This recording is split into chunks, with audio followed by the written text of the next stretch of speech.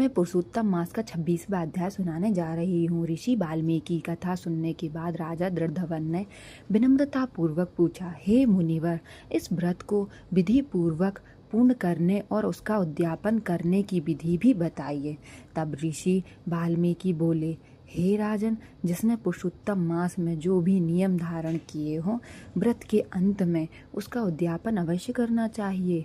जिसने केवल रात्रि में भोजन करने का नियम लिया हो, उसे अमास के दिन दक्षिणा सहित गोदान करना चाहिए। जिसने फलाहार किया हो, उसे फलों का दान करना चाहिए। जिसने अन्य का त्याग किया हो, उसे गेहूं, चावल आदि अन्य का दान करना चाहिए। जिसने भूमि पर शयन किया हो, उसे बिस्तर, चटाई या शयन का दान करना चाहिए।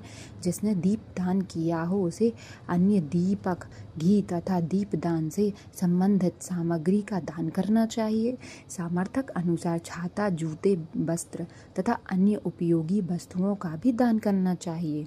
ऋषि ने आगे कहा, जो हरिभक्त पुरुषोत्तम मास में उड़द का सेवन नहीं करता और कम से कम शुक्ल पक्ष तथा कृष्ण पक्ष की द्वादशी को श्रद्धा पूर्वक व्रत कर रखता है, एक समय भोजन करता है, वह स्वर्ग लोक को प्राप्त करता है।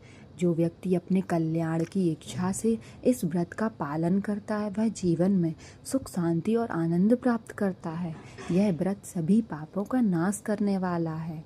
जो भक्त पुरुषोत्तम मास के इस महात्मा का प्रतिदिन संपूर्ण या थोड़ा थोड़ा पाठ करता है, उसका मन भाव भगवान श्री हरि की भक्ति से प्रकाशित हो जाता है। अंत में वह उत्तम लोक को प्राप्त कर भगवान की कृपा का अधिकारी बनता है।